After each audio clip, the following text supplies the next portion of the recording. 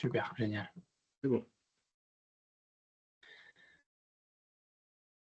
Super, bah, écoutez, ce que je vous propose, c'est peut-être qu'on puisse démarrer. On peut peut-être démarrer d'ailleurs, en attendant les autres, par un petit tour de table, parce qu'on a la chance de ne pas être beaucoup pour cet atelier, pour que chacun puisse un peu se présenter et présenter rapidement l'intérêt qu'elle ou il a dans cet atelier. Caroline, vous étiez la première. Je vous propose de prendre la main si vous le souhaitez. Caroline, vous entendez ou pas, hein? Non, je pense que ça ne marche pas. Bon, Stéphanie, je vous laisse Oui, elle la main. n'avait pas notifié qu'elle avait un petit souci, non? C'est pas elle? Non, c'est Diane, je pense plutôt. D'accord, ok. C'est RPO au Bagne. D'accord. Caroline Blanchin, vous nous entendez ou pas? Non, bon. C'est pas grave. Bon, je pense qu'elle s'en rendra compte un petit peu plus tard. Ça va être un peu triste. Stéphanie, allez-y. Oui, bonjour à tous. Stéphanie Donjon, je travaille à la direction générale de France Travail et plus particulièrement sur le sujet de la PO qu'on va vous présenter aujourd'hui. Et je suis la collègue d'Abdella.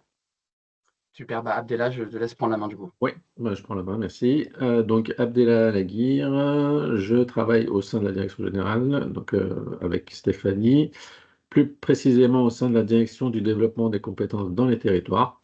Et nous travaillons en fait sur les sujets concernant les formations avant embauche. Et je vais vous présenter cette modalité juste après le tour de table. Merci beaucoup. Vas-y, Anne, moi, tu es juste après sur mon écran. D'accord, ok, merci Victor. Bien, bonjour à toutes et à tous, donc également à France Travail, dans une direction différente des deux collègues précédents. Je suis rattachée à la direction du développement des services aux entreprises. Et à ce titre, en lien avec les fédérations professionnelles, les employeurs qui ont des multi-implantations sur le territoire national et en lien également avec les acteurs institutionnels du secteur de la santé, du social, du médico-social et des services à la personne. Voilà. Super, merci beaucoup. Isabelle, je te laisse la main. Oui, donc Isabelle Morin, donc moi je suis chargée de formation chez Babylou, donc Babylou, entreprise de crèches. On a 450 crèches sur toute la France.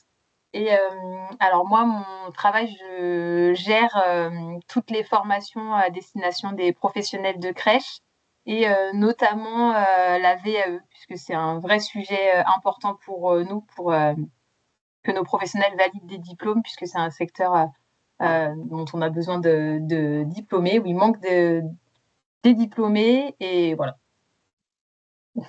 Super, merci beaucoup Isabelle. Et bah, Diane, alors non, pas RPO Bagne, je ne sais pas si c'est Diane, mais je sais, j'arrive pas à connecter mon micro. Ok, bon, tant que vous nous entendez, c'est l'important. Je vais vous présenter, du coup, c'est peut-être Diane, en tout cas, du RPO Bagne, donc du Relais Petite Enfance de la ville d'Aubagne, avec qui, ok, super, on a l'occasion de travailler plusieurs fois, parce qu'on travaille beaucoup près des assistantes maternelles aussi. Et il y a Renata qui vient de nous rejoindre. Bonjour Renata. Bonjour. Bienvenue, on faisait un petit tour de table, Renata. Donc, D'accord. si vous voulez vous présenter, c'est le moment. Oui, alors je suis chargée RH référente recrutement dans l'association Crescendo. Donc je m'en occupe bien évidemment du recrutement, préqualification, partie formation de A à Z et disciplinaire. Super. Très clair. Merci beaucoup. Et du coup, on a Bertine qui vient de nous rejoindre aussi. Est-ce que Bertine, vous nous entendez?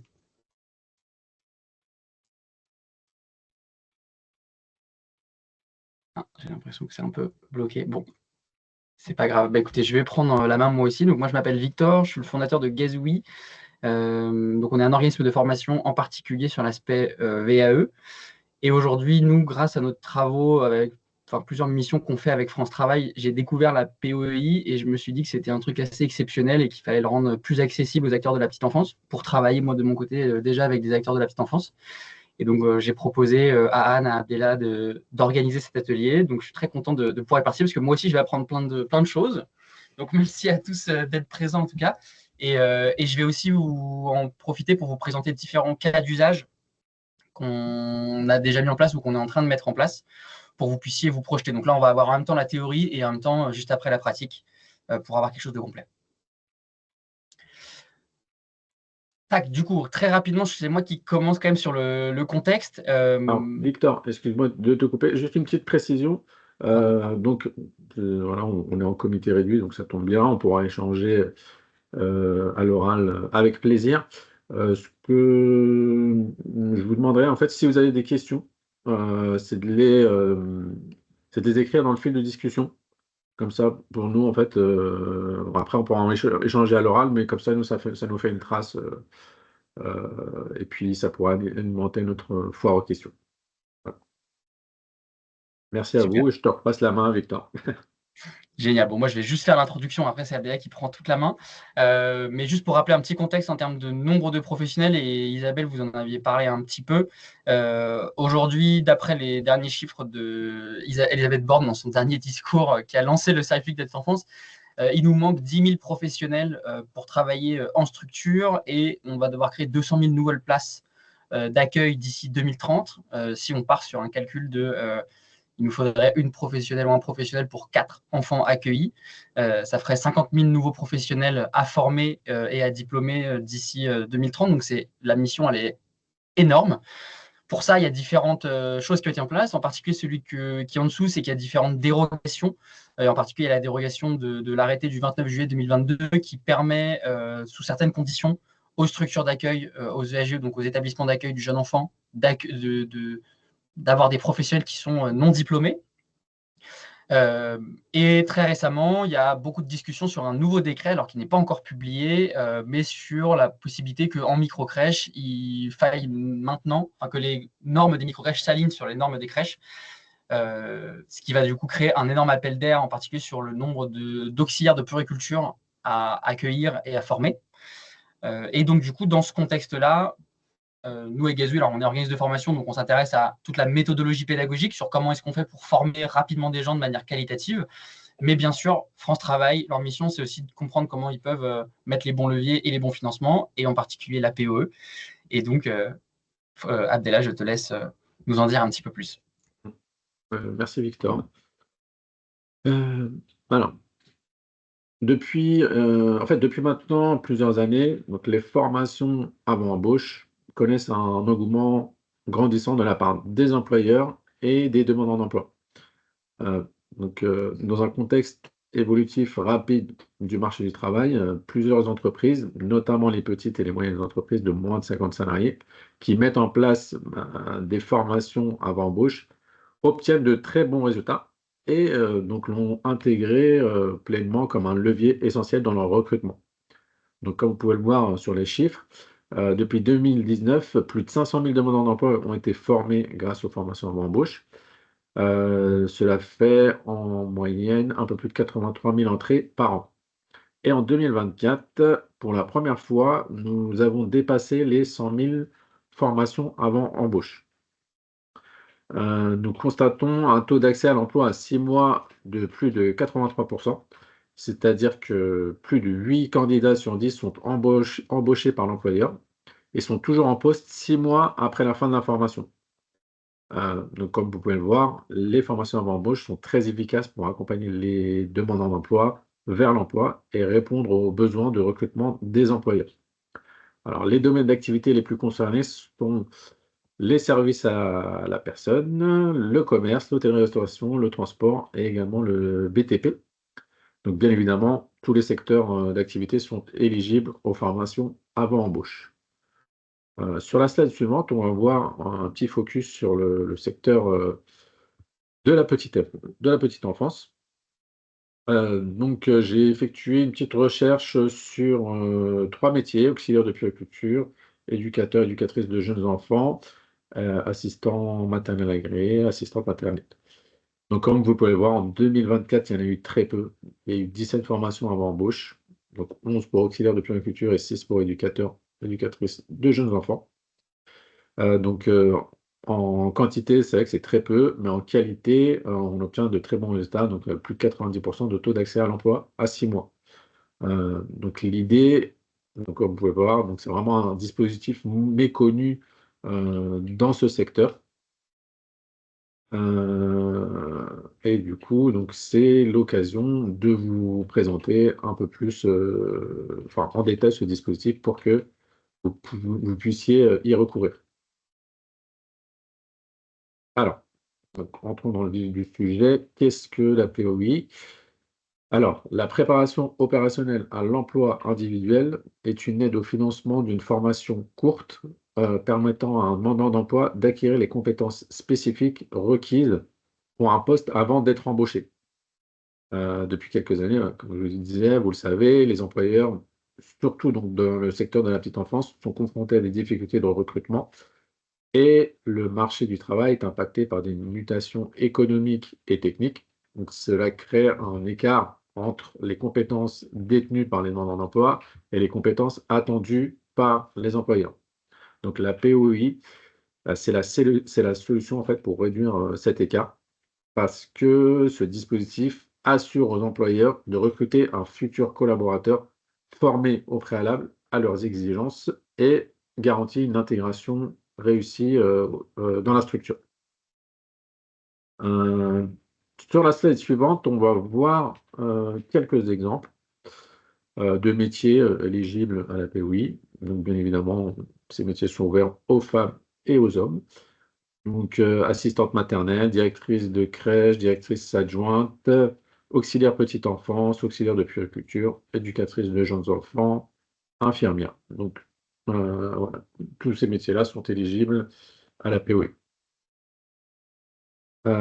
Pour les entreprises, alors, les employeurs du secteur privé et du secteur public sont éligibles à la POI, à condition d'être à jour de ses cotisations sociales et de ne pas avoir procédé à des licenciements économiques sur les 12 derniers mois précédant la demande. Donc, bien évidemment, l'employeur s'engage à recruter le demandeur d'emploi si le niveau attendu est atteint. À l'issue de la POI, il se peut que le demandeur d'emploi ne soit pas embauché. Dans ce cas, le conseiller France Travail organise un bilan tripartite avec l'employeur, le demandeur d'emploi, et donc le conseiller France Travail, pour déterminer les raisons de cette non-embauche. Donc, selon ce qui ressortira de ces échanges, des actions seront déterminées pour, d'un côté, continuer à accompagner le demandeur d'emploi vers l'emploi, et de l'autre, satisfaire le besoin en recrutement de l'employeur.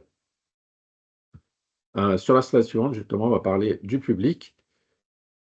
Les employeurs donc, peuvent former pour recruter des demandeurs d'emploi inscrits à France Travail, qu'ils soient indemnisés ou non.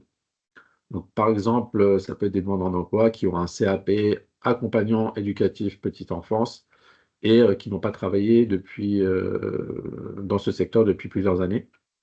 Ça peut être aussi des demandeurs d'emploi en reconversion, par exemple. Pendant la POI, le demandeur d'emploi a le statut de stagiaire de la formation professionnelle. À ce titre, il est couvert en cas de maladie professionnelle ou d'accident du travail.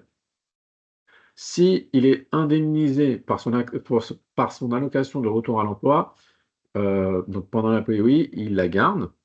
S'il n'est pas indemnisé, il reçoit une rémunération de formation France Travail. Pendant la formation avant embauche, bien évidemment, comme son nom l'indique, c'est avant l'embauche, donc il n'est pas intégré aux effectifs de la structure. Je précise quand même que l'employeur s'engage à prendre sous sa responsabilité le demandeur d'emploi sélectionné.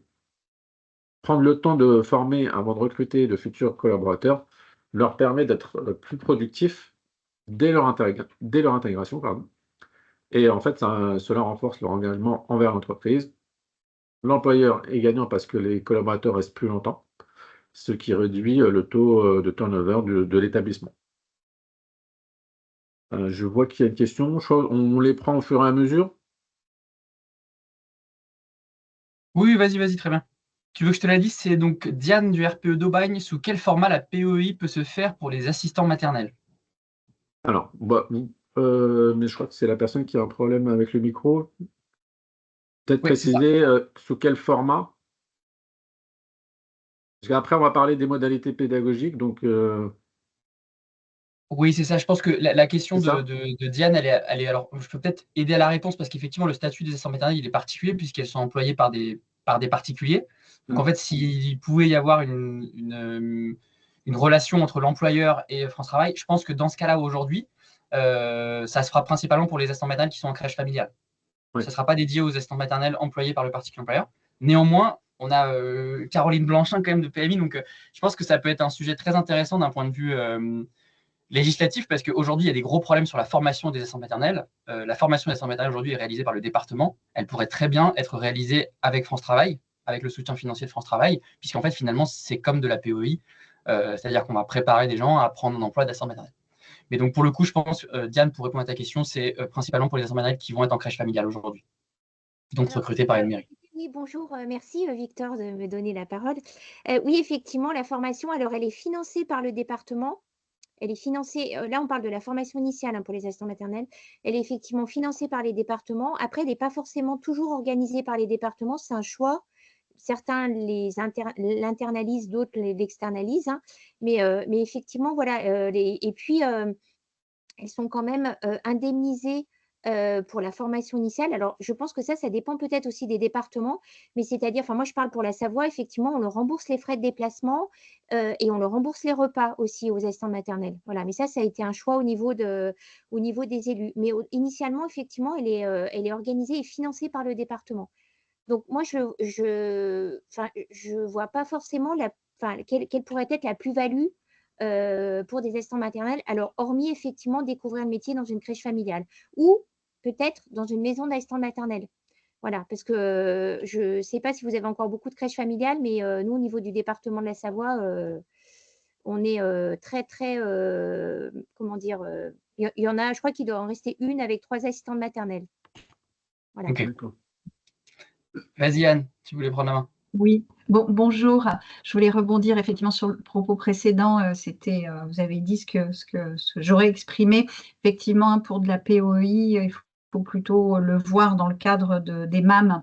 Je pense que c'est un bon levier à utiliser, puisque voilà, ça peut être un complément ou lorsqu'il y a un besoin un peu spécifique de renforcer des items particuliers. Alors, ça, je ne peux pas vous en dire comme ça, mais sur des points un peu spécifiques.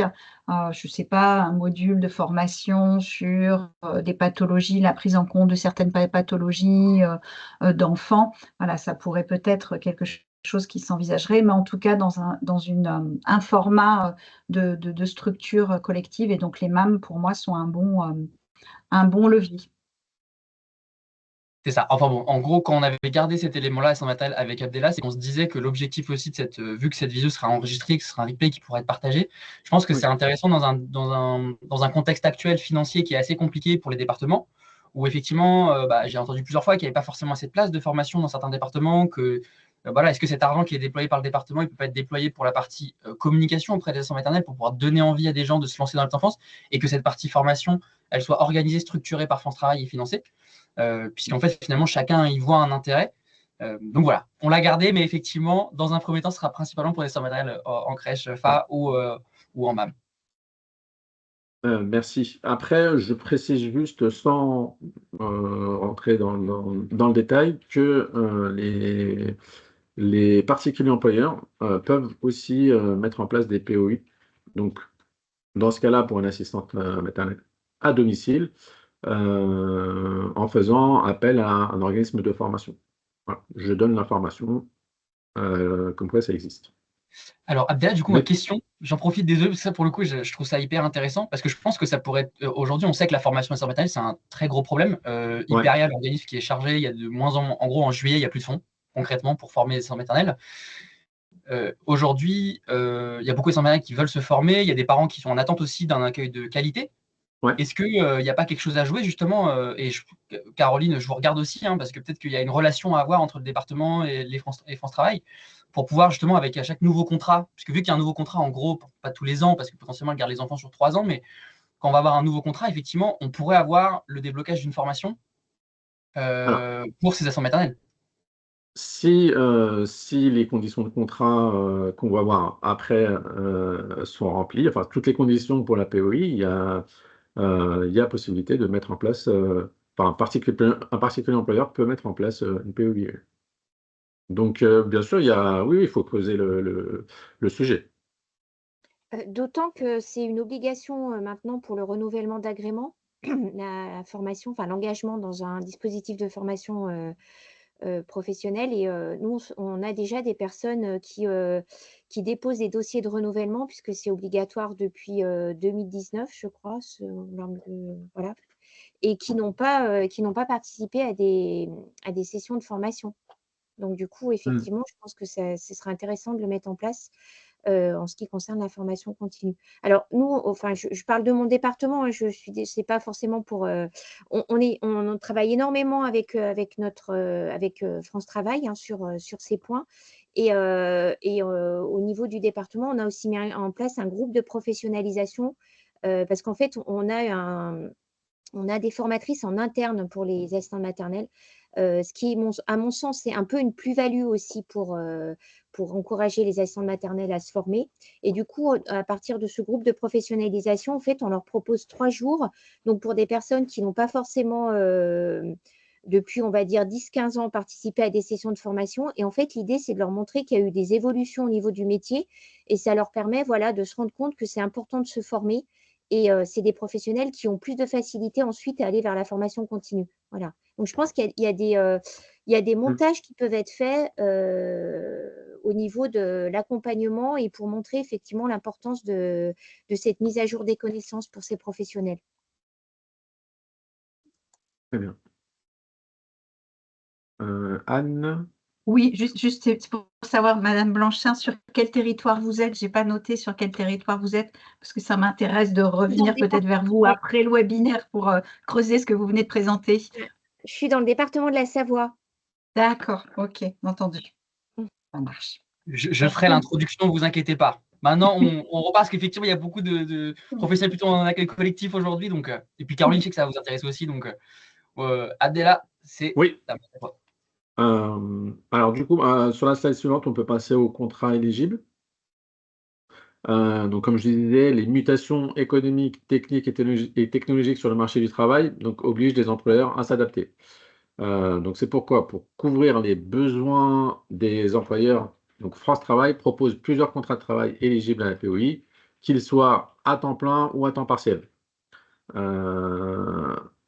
Donc, je vais vous les lister. Si l'employeur a un projet d'embauche en CDI intérimaire, en CDD d'une durée minimale de 6 mois, en contrat de professionnalisation ou en contrat d'apprentissage de plus de 6 mois, ou en CDD ou contrat de mission pour un emploi saisonnier de plus de 4 mois, ou un ou plusieurs contrats de travail temporaire de plus de 6 mois, donc l'employeur a la possibilité de mettre en place une POI. Voilà. Là, c'est vraiment, je vous décris toutes les possibilités. Je pense que, par exemple, les saisonniers, voilà, ça ne vous concerne pas directement, mais voilà, je préférais vous lister l'ensemble des cas. Du coup, on peut passer aux modalités de formation. Merci.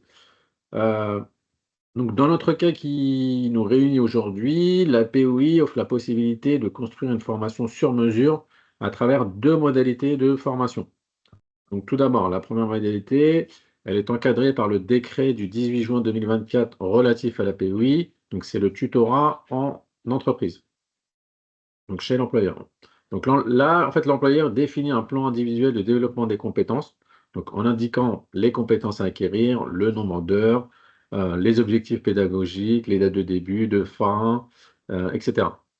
Il existe un modèle dans la demande d'aide en ligne. Alors, comment ça se passe? En fait, il y a un tuteur salarié de l'entreprise est désigné.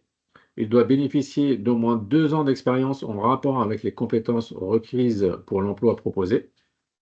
À savoir, un tuteur salarié peut tutorer un maximum de 3 demandeurs d'emploi simultanément. Si le tuteur, c'est l'employeur, il peut, dans ce cas-là, en fait, il pourra tutorer qu'un maximum de 2 demandeurs d'emploi simultanément, donc pour garantir voilà, une certaine qualité de l'accompagnement du tuteur. Donc, qu'est-ce que fait le tuteur? Il aide au développement des compétences de l'apprenant grâce à des phases d'observation et de reproduction. Et il facilite également son intégration dans l'entreprise. À la fin de la POI, l'employeur remet au demandeur d'emploi une attestation de développement de compétences co-signée par le tuteur et le candidat. Donc, ce document sert à attester, valoriser les compétences acquises. Et il existe également un modèle de cette attestation dans la demande en ligne. Ensuite, la deuxième modalité pédagogique, c'est la formation encadrée et structurée par un organisme de formation. Donc, l'employeur choisit la formation adéquate et l'organisme de formation qui la délivrera. Cet organisme de formation devra être certifié Calliope. Donc, cette formation peut être en présentiel ou en distanciel, avec la mise en place de modules théoriques, comme par exemple l'accompagnement d'un enfant dans les activités d'éveil et de la vie quotidienne, ou encore les soins à l'enfant. Ça peut être aussi des exercices, des tests, des évaluations, et cela peut aussi intégrer une période en entreprise. Il est à noter que selon les besoins, il est possible de combiner les deux modalités de formation entre elles.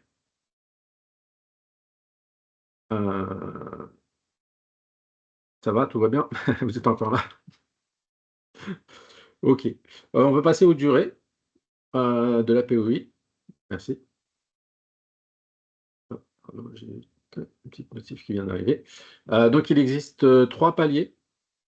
Donc, concernant les formations réalisées en 100% tutorat ou dans le cadre d'un emploi saisonnier, quel que soit le public, la POI peut durer jusqu'à 300 heures. Donc, ça fait environ 2 mois. Concernant les formations réalisées par un organisme de formation, la POI peut durer jusqu'à 450 heures, donc ça fait à peu près 3 mois, ou jusqu'à 600 heures si le demandeur d'emploi fait partie de la liste des publics visés par le plan d'investissement dans les compétences. Donc 600 heures, ça fait quasiment 4 mois.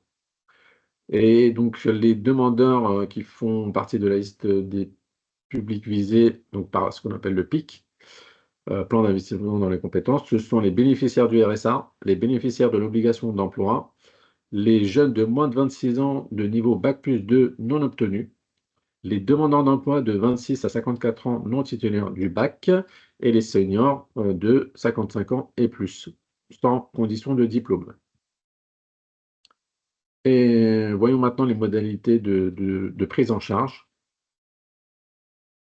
En ce qui concerne les formations en modalité 100% tutorat, la prise en charge par France Travail est limitée à 5 € de l'heure nette. Donc France Travail verse cette somme à l'employeur. Moi, je vous donne un exemple. Si on fait 200 heures de tutorat fois 5, donc ça fera 1000 € que France Travail versera à l'employeur. Et en ce qui concerne les formations réalisées par un organisme de formation, la prise en charge équivaut au montant du devis accepté par toutes les parties. Et France Travail versera cette somme à l'organisme de formation concerné. Ce qu'il faut noter, selon les agences France Travail, pour un même devis, la prise en charge peut être différente parce que les budgets sont régionalisés et vont même jusqu'à la maille agence.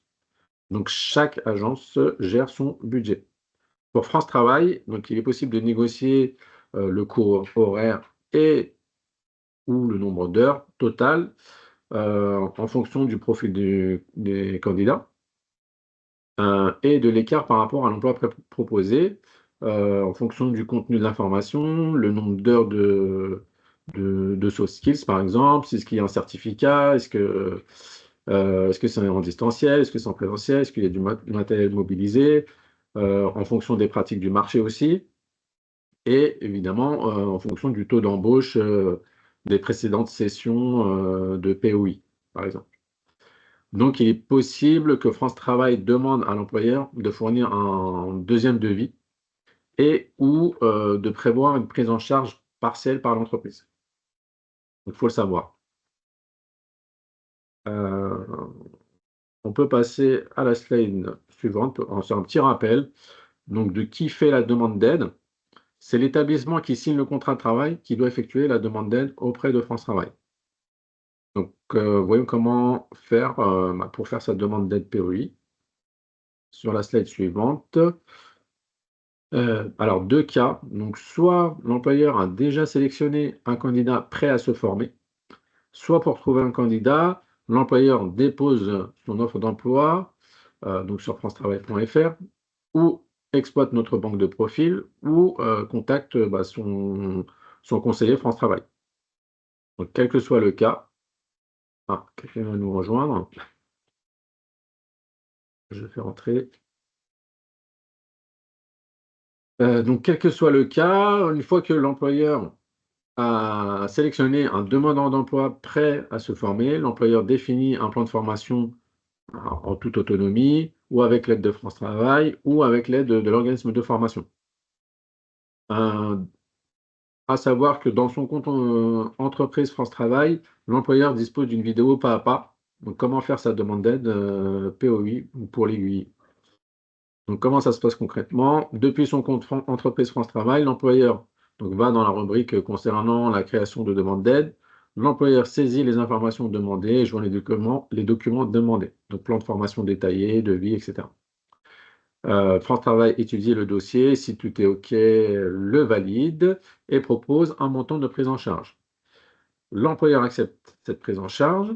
Le demandeur d'emploi reçoit un mail l'invitant à valider le plan de formation via son espace personnel France Travail. Et France Travail valide définitivement la demande POI. Le demandeur d'emploi et l'employeur sont avertis par mail. À la fin de la POI, il est primordial que l'employeur saisisse le bilan avec des données qualitatives pour que l'on puisse exploiter. Et du coup, donc à la fin, il ne restait plus qu'à recruter la personne formée sur mesure conformément aux attentes de l'employeur. Bien évidemment, donc, alors il faut savoir qu'on a 6000 conseillers France Travail Pro, donc dédiés à la relation entreprise, pour accompagner l'employeur tout au long du process et jusqu'à la satisfaction du besoin en recrutement. L'employeur peut joindre son agence France Travail en appelant le 3995.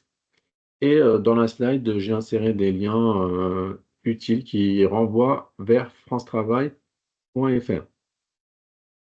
Donc, sur ce point, j'en ai fini. Je vois qu'il y a une question. Juste une précision, il peut s'agir d'employeurs privés ou publics. Oui, donc privé ou public.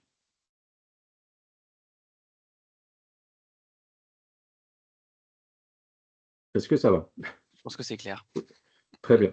Du coup, je te passe la main pour les exemples. Ouais, super. Merci beaucoup, Abdellah. J'ai appris plein de nouvelles choses. D'ailleurs, je voulais pas trop poser des questions, mais je les poserai à la fin potentiellement. Ouais. Effectivement, moi, mon objectif, c'est de vous présenter des cas d'usage très concrets de comment on peut mettre en place la POEI. Ou même, je propose qu'on parle de formation avant embauche parce que c'est peut-être plus clair dans la tête des gens et avec toutes les acronymes. Voilà, mais au moins, l'idée, c'est de former les gens avant de les recruter. Aujourd'hui,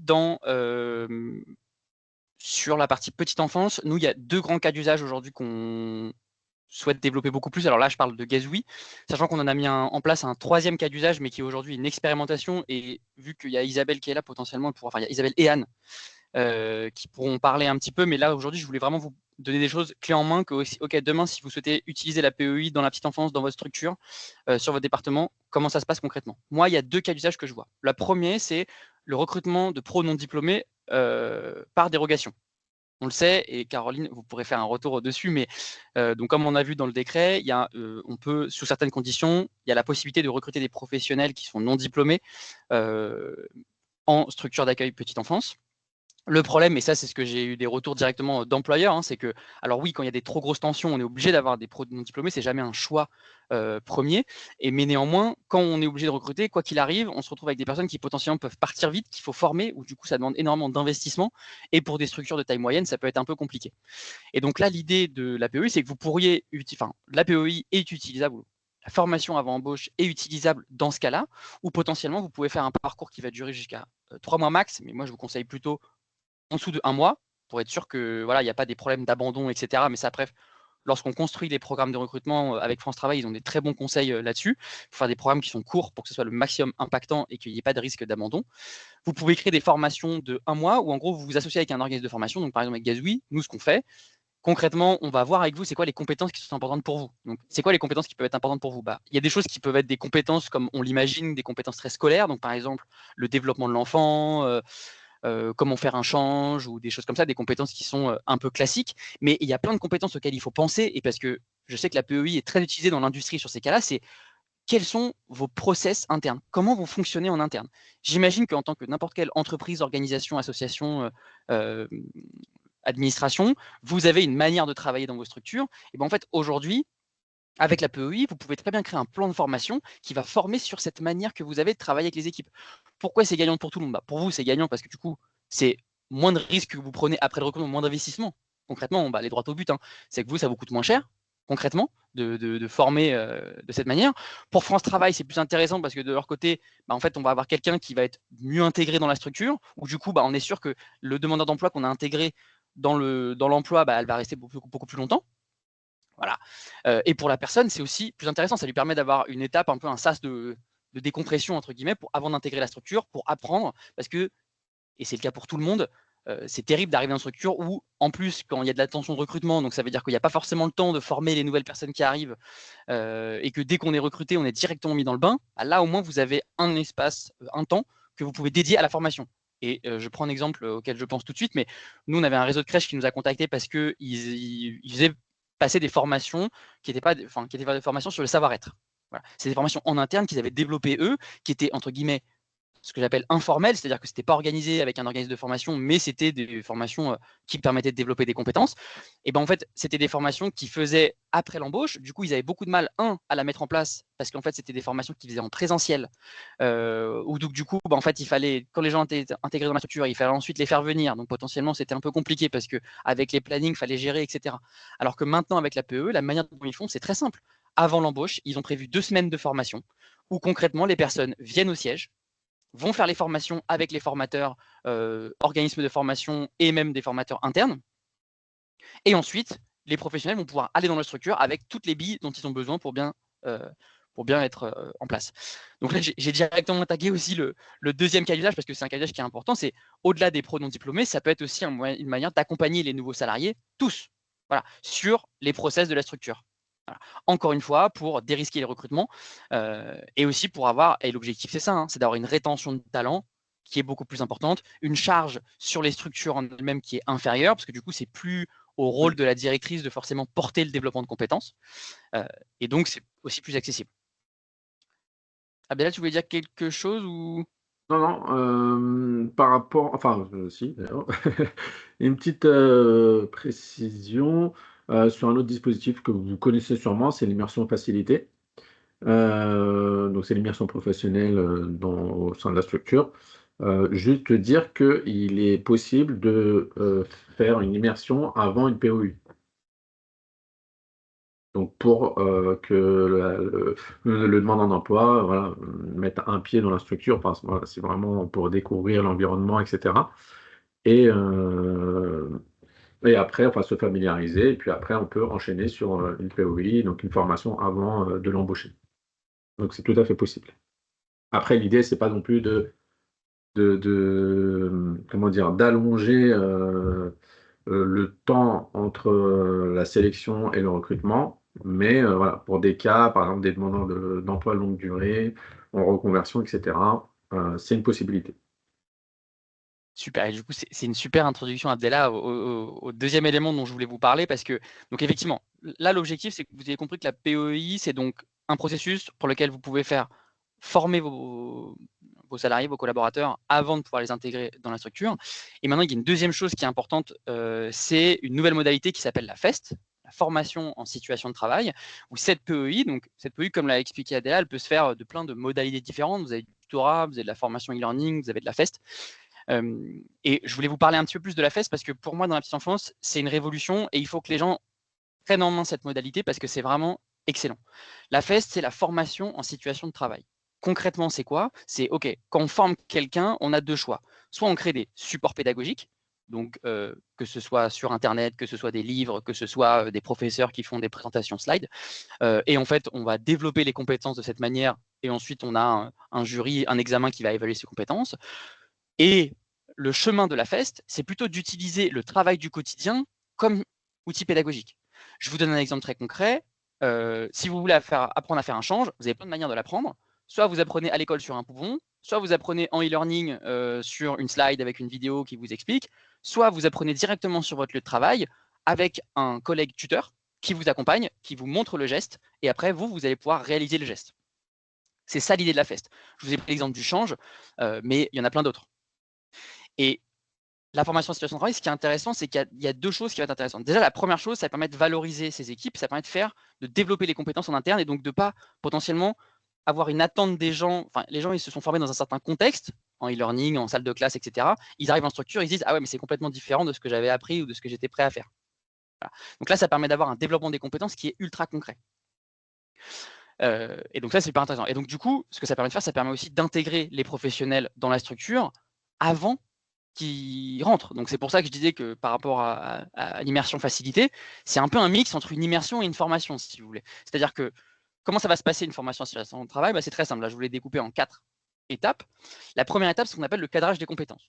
C'est-à-dire que vous allez venir voir un organisme de formation et vous allez lui dire, Kazooie ou un autre, et vous allez lui dire, ok, c'est simple. Moi, par exemple, j'ai le cas d'usage dont j'ai parlé juste avant. Donc, j'ai besoin de former mes salariés, mes collègues, avant qu'ils arrivent pour pouvoir libérer du temps à mes directrices, enlever de la pression en interne et surtout avoir une rétention supérieure.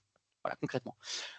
Donc, la première étape, ça va être de savoir, ok, vous voulez les former sur quoi? Qu'est-ce qui est important pour vous? Qu'est-ce que vous faites aujourd'hui? Donc, ça va être un travail qui peut durer plusieurs jours potentiellement. Donc, c'est un peu comme du conseil où on discute avec vous, on va essayer de faire en fait un plan de compétences.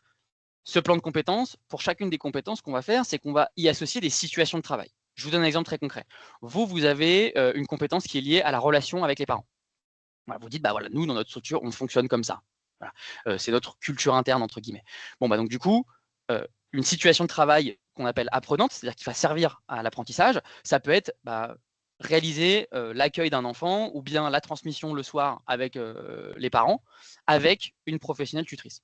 La FEST, elle se déroule toujours comme ça. Vous avez une tutrice interne qui vous accompagne à réaliser le geste, faire le concret.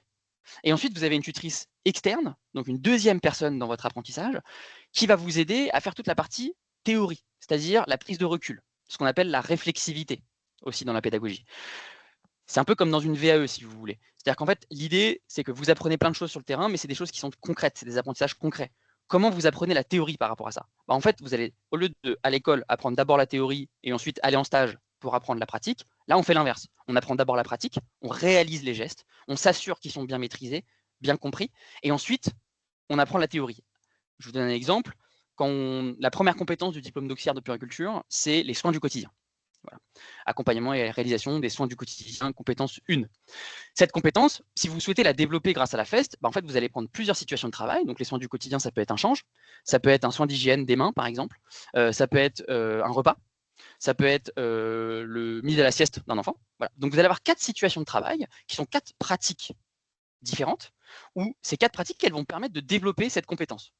Mais bien sûr, elles apprennent chacun une verticale de cette compétence-là. Et du coup, l'objectif de la tutrice externe ensuite, c'est d'accompagner la personne à faire le lien entre toutes ces situations de travail, toutes ces compétences individuelles qu'elle a développées pour pouvoir maîtriser cette compétence. Voilà. Et donc la première étape, effectivement, et c'est un peu la difficulté, ce qui n'existe pas forcément dans de la formation e-learning, ça va être le cadrage des compétences. Donc, on identifie les compétences que vous souhaitez développer et on va identifier des situations de travail apprenantes qui vont servir à développer ces compétences. Une situation de travail apprenante, c'est donc la situation de travail, ce qu'on attend de voir. C'est-à-dire que par exemple, si la situation de travail, c'est faire un change, qu'est-ce que moi je veux voir en tant que change? Qu'est-ce que je veux voir dans un change pour qu'un change soit bien fait? C'est important parce qu'un change, une professionnelle non diplômée peut en faire, une CAP peut en faire, une AP peut en faire, une JE peut en faire, une infirmière peut en faire. Donc, il y a des manières de faire les changes. Donc, par exemple, si vous accueillez une AP ou si vous accueillez une CAP, ça ne va pas forcément être la même chose. Je sais que j'avais la discussion avec la mairie de Paris. C'est énorme, la mairie de Paris. Hein. Eux, ils ont des très gros problèmes où ils disent, on recrute parfois des professionnels diplômés, hein, mais on se rend compte que sur le terrain, ça nous prend énormément de temps de les remonter en compétences, pour différentes raisons. Parce qu'ils travaillaient dans des structures différentes avant, donc ils avaient des protocoles différents. Parce qu'en fait, ils viennent d'être diplômés, donc en fait, il y a plein de choses qu'ils ne maîtrisent pas encore ou qu'on est obligé de les former. Là, ce qui est bien avec la PE, en particulier en FEST, c'est qu'on va pouvoir leur mettre un bagage de connaissances où on est sûr qu'ils les ont avant de rentrer. Voilà. Et du coup, on avait des sujets en particulier sur le change. Donc, première étape, cadrage des compétences. Une fois qu'on a le cadre des compétences, les situations de travail à réaliser, on va faire un planning. Ok, bah voilà, cette personne, on va l'accueillir sur combien de temps? On va l'accueillir sur 1 mois, par exemple. Ok, on l'accueille sur 1 mois, on a 20 situations de travail, ça veut dire qu'on doit faire 5 situations de travail par semaine. 1 par jour, par exemple. À partir de là, on va intégrer le candidat. Donc, c'est-à-dire que la personne va arriver dans la crèche, va être accueillie dans la crèche, un peu comme si elle était en immersion. Son statut, encore une fois, c'est encore un statut de stagiaire de la formation professionnelle. Elle ne fait pas partie de vos salariés, elle ne fait pas partie de votre masse salariale. Elle est encore, entre guillemets, demandeuse d'emploi. Mais elle est intégrée quand même dans la structure. Donc, elle est accueillie, par exemple, par la directrice et potentiellement par sa tutrice interne, qui peut être la même personne d'ailleurs. Et à partir de là, elle a un rôle, en fait, dans la structure de stagiaire, c'est-à-dire qu'elle peut observer toutes les personnes réalisées, elle peut suivre des salariés dans leurs gestes du quotidien, mais ce qu'elle va faire en plus, c'est que 5 fois par semaine, 1 fois par jour, elle va réaliser des situations de travail bien précises avec un tuteur bien précis. Voilà. Et ensuite, le soir, ça c'est 1 fois par semaine, elle va voir en visio ou bien en présentiel sa tutrice externe qui va potentiellement se déplacer dans la crèche pour pouvoir accompagner cette étape de réflexivité. Ah ok, donc tu as appris quoi cette semaine? Qu'est-ce que tu as compris? Comment tu as réalisé le geste? Pourquoi tu l'as réalisé comme ça? Comment tu fais le lien entre tout? Etc. Au bout de ça, on va réaliser ce qu'on appelle un carnet de bord qui va suivre le développement des compétences. Parce que la FEST, comme n'importe quelle modalité de formation, on développe les compétences mais on les évalue. C'est extrêmement important. Et donc, à la fin de chaque semaine, alors après ça peut dépendre, nous chez Gazou, on le fait 1 fois par semaine, mais ça peut être 1 fois par mois, 1 fois toutes les 2 semaines, on va avoir une évaluation des compétences qui est réalisée par la tutrice interne, c'est-à-dire la personne avec qui elle fait les situations, et la tutrice externe. Le rôle de la tutrice externe, c'est aussi de cadrer l'accompagnement. Donc, pas d'inquiétude si vous vous dites, mais moi, mes salariés, ils n'ont pas le temps de gérer leur planning avec les situations de travail. Ça peut être la tutrice externe qui porte toute cette organisation interne. Donc, pas d'inquiétude là-dessus. À partir de là, elle va rédiger donc son carnet de bord et on va évaluer ses compétences en disant, bah voilà, est-ce que cette compétence-là, elle est acquise, non acquise, en cours d'acquisition, acquise en autonomie. Voilà. Et enfin, à la fin du parcours, vu qu'on a évalué les compétences, on sait exactement ce que la personne sait faire. Et donc, du coup, quand on arrive et quand on fait la relation tripartite avec France Travail, l'employeur et la personne, on peut savoir directement, ok, bah voilà, là, c'est bon, la personne a les compétences, je peux la recruter et je peux lancer. Voilà. Et deuxièmement, c'est un exemple de FEST qu'on a fait, mais qui peut encore plus vous intéresser, surtout dans le contexte actuel, pour tous les professionnels non diplômés que vous recrutez. La FEST, ça peut nous être utile pour développer les compétences du diplôme, pas simplement des compétences de structure. Je vous donne un exemple. Donc là, c'est un projet qu'on fait avec Babylou en particulier, donc Isabelle, je pourrais vous en laisser parler. Mais c'est un projet, par exemple, imaginons que vous souhaitez que vos professionnels non diplômés, à la fin, normalement, donc même si vous les recrutez sous dérogation, ils doivent passer le CAP dans l'année. Alors, ils ne sont pas obligés de le valider, mais ils doivent le passer. Comment vous pouvez faire pour faire ça? Concrètement, cette formation de PE que vous faites, vous pouvez la former en FEST, par exemple, sur les compétences du CAP. Les compétences du CAP, ce qui est génial, c'est que le CAP, c'est un diplôme d'État. Donc, ça veut dire qu'il y a un référentiel de compétences et il y a un référentiel d'activité. On sait exactement ce que doit savoir faire comme activité une CAP. Donc, pour nous, toute cette partie cadrage des compétences, elle est hyper rapide. On va directement sur la partie planning. Et potentiellement, sur 1-2 mois, on va former la personne, mais on ne va pas la former la personne à des protocoles internes. Alors, on peut le faire aussi, cela dit, on peut faire les deux, mais on va former la personne sur les compétences du CAP. Cet accueil, il peut se durer par exemple 3 mois. Alors, il dure 3 mois max, il peut durer un peu moins. Et à partir de là, vous pouvez, si on a évalué qu'elle a toutes les compétences du CAP, alors elle n'a pas encore le CAP, elle a les compétences du CAP, mais elle ne l'a pas encore officiellement, parce qu'il va falloir qu'elle passe devant un jury. Vous pouvez la recruter, parce que vous avez le droit, et dans un deuxième temps, on peut l'accompagner en VAE pour valider son diplôme. Alors pourquoi la VAE? Parce que la VAE, c'est la validation des acquis de l'expérience. Donc c'est extrêmement bien adapté à la FEST, si vous voulez. Donc c'est pour ça que je vous parle de FEST et de VAE, parce que si vous voulez, la FEST, c'est le lycée, et la VAE, c'est le baccalauréat. La VAE, c'est la manière de valider le diplôme. C'est le bac, quoi. C'est l'examen. Mais la FEST, c'est le lycée. C'est là où on va développer toutes ces compétences et ces expériences. Parce qu'encore une fois, la matière première de la VAE, c'est les expériences. Et donc, c'est extrêmement bien adapté avec la FEST, parce que la FEST, on développe en même temps les expériences et en même temps les compétences. Là où à l'école, on va développer uniquement les compétences. Et pardon, Caroline, vous aviez levé la main, à vous. Alors, j'entends très bien ce que vous dites, Victor. Je suis tout à fait OK sur la formation dans les structures. Alors, moi, je voudrais juste vous demander quel est le lien que vous faites avec le parcours d'intégration, vous savez, qui est précisé dans l'arrêté du 29 juillet 2022. Vous voyez? Et moi, voilà, je vous questionne là-dessus tout simplement parce que moi, je l'ai présenté aux structures d'accueil au niveau du département. Qui l'ont très mal reçu au début, hein, parce que on était dans un contexte effectivement où pénurie de professionnels, des quotas très serrés au niveau des professionnels, et elles voyaient qu'on leur mettait encore dans les pattes, entre guillemets, voilà, des personnes qui n'étaient pas formées, pour lesquelles il fallait les accompagner. Voilà.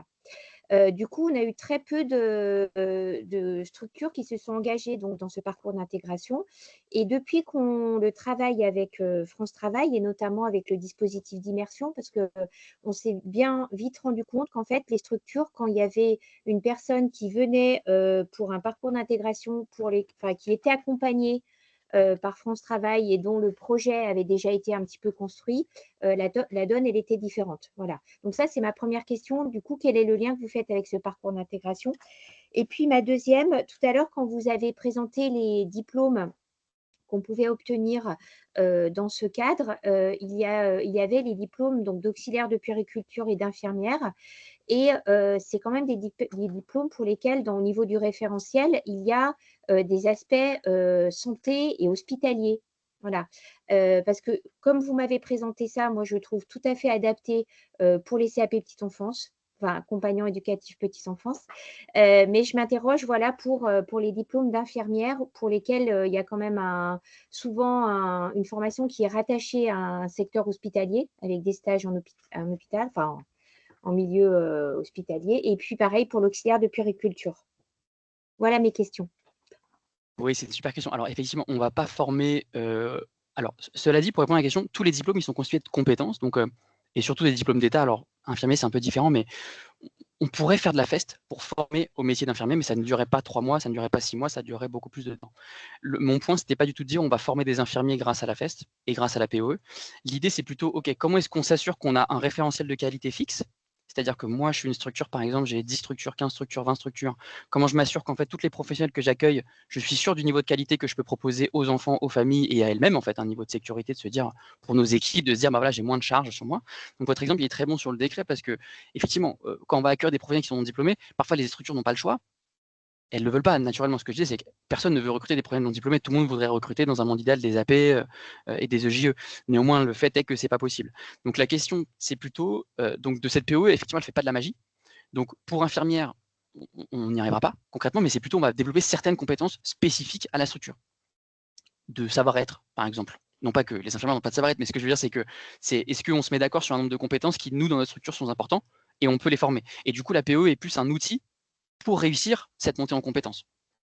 Et pour les AP, alors, Isabelle, est-ce que vous pourriez parler de notre projet Confiance? Parce qu'effectivement, il y a un sujet sur les AP.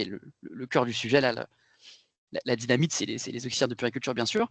Alors, avec France Travail et du coup avec Babylou et certains acteurs, on est en train de faire une expérimentation pour que ce parcours dont je vous décris, il puisse nous permettre de prendre des professionnels qui aujourd'hui n'ont pas le diplôme d'AP, on puisse les former en situation de travail, et ensuite elles puissent valider le diplôme grâce à une VAE. Mais je vais laisser Isabelle, parce que ça sera plus concret. Isabelle, vous acceptez d'en parler un petit peu? Ouais, je ne sais pas si j'en parle aussi bien que vous, mais oui, en gros, l'idée, c'est que France Travail nous trouve des pépites, donc des personnes qui n'ont pas forcément d'expérience en petite enfance, mais donc du coup qui seraient intéressées pour obtenir un diplôme dans le cadre de ce dispositif-là. Donc nous, on a visé le CAP à EPE.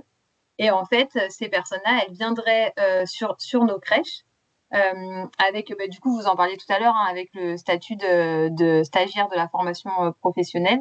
Et du coup, nous, en fait, on aurait un tuteur sur nos crèches pour accompagner ce professionnel-là, pour le former sur le terrain, en fait, tout en étant formé par du coup, Gazouillis, pour, à la suite de ça, donc au bout de 6 mois, obtenir le CAP à EPE dans le cadre d'une VAE, en fait, en passant devant un oral devant un jury.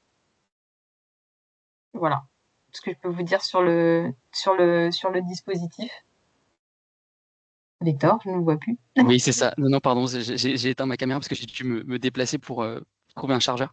Mais c'est Et exactement du l'idée. coup, En fait, c'est une petite question. Et comment comment avez-vous trouvé la relation avec France Travail pour mettre en place ce projet? c'est-à-dire comment? Dans quel C'est-à-dire, sens? est-ce que enfin, c'était facile, c'était compliqué, Alors, ils vous ont trouvé des personnes assez rapidement? en fait, C'est ça que je veux dire. on n'a pas encore vraiment débuté, donc nous, on est en train on est vraiment au début du projet. Donc, on a rencontré, enfin voilà, en fait, on est en train d'identifier déjà un peu la région sur laquelle on va lancer ça, mais pour D'accord, l'instant, on est vraiment aux prémices du projet. d'accord. Ouais. Donc là, c'est vraiment la présentation, enfin le sourcing n'a pas encore démarré. Pour nous, pas encore. Ok, Non. d'accord. Parce que là, en fait, on est en train de chercher des crèches accueillantes parce que c'est Ouais, tout le ouais, sujet. ouais, je comprends. En fait, on veut vraiment trouver des crèches qui vont très bien. Donc, avec une équipe staffée, avec un manager qui est prêt à accueillir une personne pour la former, avec un tuteur qui est prêt à prendre du temps pour accompagner cette personne. Et donc, et c'est ça qui prend du temps parce qu'on veut être sûr D'accord. qu'en fait, que ce dispositif-là va bien se passer pour la personne parce que l'objectif après, bien sûr, c'est de le recruter dans la crèche ou dans une de nos crèches Babylou. Donc pour ça, il faut vraiment trouver la bonne équipe, le bon endroit, la crèche aussi qui Oui, est accessible en transport en commun. Enfin voilà, on est en train de vraiment travailler tout ça. Ça va être sur la région Grand Est Sud, mais vraiment toute la partie, on va dire toute la partie Est de la France, si on part parce que Paris c'est le centre. Donc voilà, c'est ça aussi qui nous prend un petit peu de temps. Alors, moi, je peux juste peut-être rebondir pour vous expliquer comment on fait aussi au niveau du département. On a organisé des réunions avec France Travail et les structures, les crèches. Alors, on n'est pas parti sur le département en totalité, mais sur 2 secteurs, pour pouvoir expliquer l'accompagnement que pouvait proposer France Travail. Et du coup, on a quand même, suite à ces rencontres, des crèches qui se sont manifestées pour pouvoir accueillir des personnes en immersion pour entrer dans ce dispositif. Et puis, la place enfin, je ne veux pas dire que nous, on a quand même aussi un rôle à jouer aussi au niveau de la PMI, parce que comme vous l'avez dit, on est très vigilant au fait qu'il faut que ce soit vraiment des équipes qui aient une certaine stabilité, parce que les équipes où il y a un grand turnover, voilà, il y a quand même un risque, on va dire, de fragilité. Et puis, le côté aussi volontaire de l'équipe, voilà, parce que Ah bah oui. voilà, je trouve que ça, c'est indispensable, que se fasse partie vraiment d'une dynamique et qu'on ait vraiment des professionnels qui soient dans ce positionnement d'accompagner des nouveaux professionnels. Il ne faut pas que ce soit imposé par le gestionnaire. Et du coup, là, on l'a vraiment bien précisé au niveau de ces temps de rencontre entre les crèches, France Travail et la PMI. Voilà. Alors, j'insiste aussi parce qu'au niveau du département de la Savoie, nous, on est vraiment dans un positionnement d'accompagnement des structures, des professionnels de la petite enfance. Alors, on a aussi ce rôle de contrôle, mais c'est vrai qu'on insiste beaucoup. Et du coup, comme on a un lien quand même qui s'est bien établi avec les structures, ce genre quand on organise ce genre de rencontres, on a plutôt pas mal de structures qui sont présentes, qui répondent présentes. Super. C'est top. Et effectivement, pour rebondir sur ce que disait Isabelle, mais Caroline aussi, là, l'enjeu, et c'est encore une fois l'enjeu de ce webinaire, et c'est pour ça que c'est important, c'est en fait la POE, la FES, c'est des nouveaux outils qui sont à disposition, et après, chacun va se les approprier. Et c'est ça l'objectif aussi, c'est de les approprier. Et alors moi, je parle en tant qu'organisme de formation qui travaille avec France Travail. Je trouve que France Travail, vous avez une très grande flexibilité là-dessus. On sent qu'il y a un vrai envie d'innovation. On en discutait, et Anne était là, mais on en parlait avec la direction générale de la formation au niveau Île-de-France, Karine, qui, si elle regarde, c'est génial. Enfin voilà, on sent que, alors il y a des règles du jeu, il y a des cadres, et c'est très important de rentrer, mais en même temps, voilà, il y a un vrai envie d'innovation, de faire changer les choses. Et la POE, la FEST, toutes ces nouvelles choses-là, c'est des nouveaux outils qui sont à la disposition des gestionnaires et de tout le monde. Et après, on se les approprie de manière différente.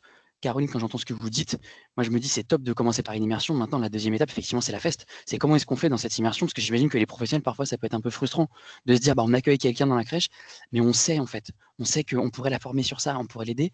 Mais ces équipes-là, il faut les soutenir avec des outils pédagogiques, avec un cadre, pour les aider à former ces personnes en immersion. Donc, enfin bon, voilà. C'est pour ça que je voulais vous parler, même si c'était lié à la PE, je voulais quand même, enfin, avec Abdellah, on voulait vous faire un petit axe sur la feste aussi.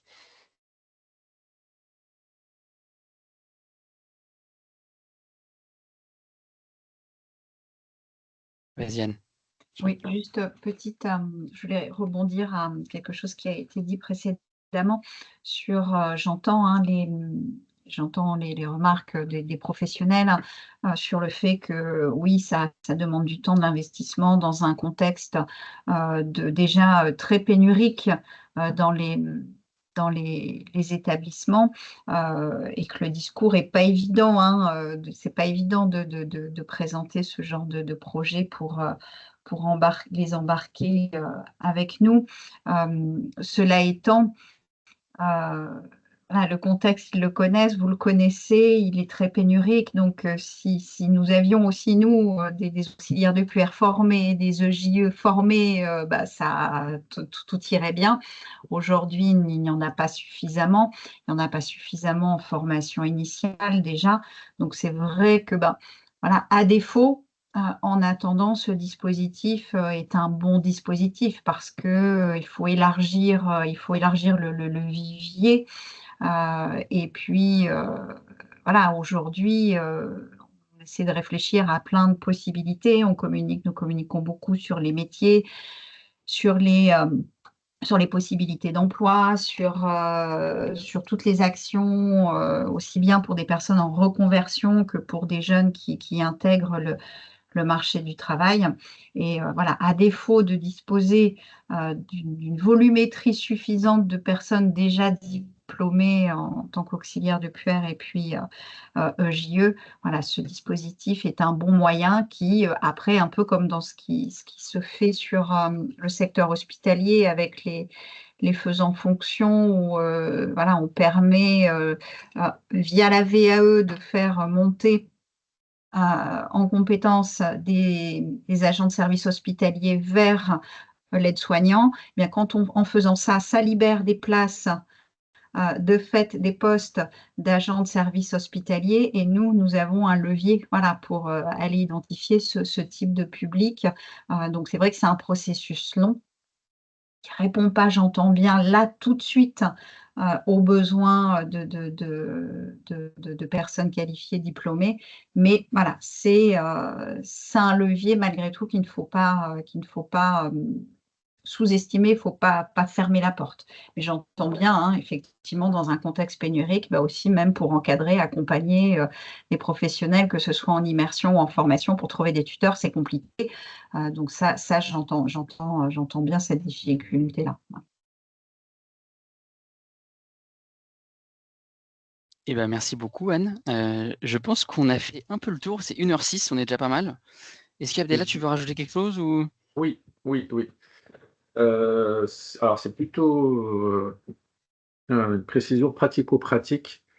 Alors, on avait dit que pour avoir un discours assez clair, on ne parlerait pas de la feste, L''A fest, puisque ce que tu viens de nous décrire, c'est là plus loin fest.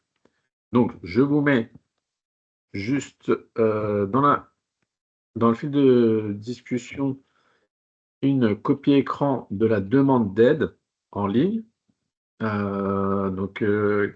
qui sera faite par l'employeur.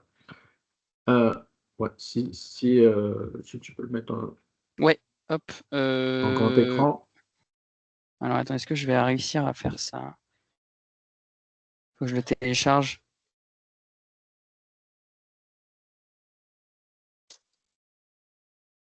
Je suis obligé d'arrêter le partage. Ouais. Parce que tout à l'heure, en fait, je vous ai parlé de 2 modalités pédagogiques, le tutorat et la formation théorique encadrée par un organisme de formation. Donc là, en fait, dans la demande d'aide, il y a toutes ces modalités possibles. Donc, tutorat, AFEST, organisme de formation interne, externe, hybride, tutorat, organisme de formation, hybride, AFEST et organisme de formation. En fait, la deuxième modalité AFEST, c'est ce que nous, on appelle à France Travail, en fait, on a un marché public. Donc, c'est autre chose que ce qu'on vient d'évoquer. C'est pour ça qu'on ne voulait pas vous embrouiller avec ça. Donc, si vous adoptez la plus loin FEST, il faudra cocher soit organisme de formation interne, soit organisme de formation externe.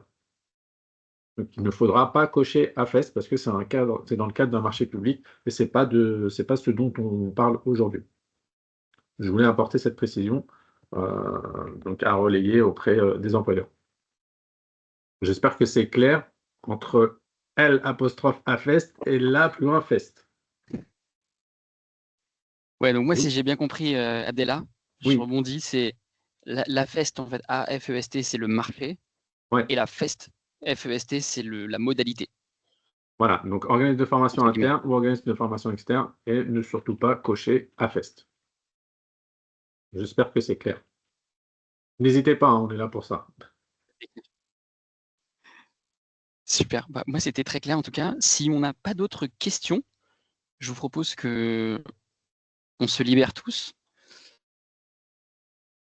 Je pense que tout va bien. Bah, merci beaucoup. Merci à toutes en tout cas d'avoir Merci pour votre participé. écoute. Merci. Merci. Merci beaucoup. Et Victor on se dit peut-être à bientôt dans un nouvel atelier. Merci. Au revoir. Victor, Au est-ce que revoir.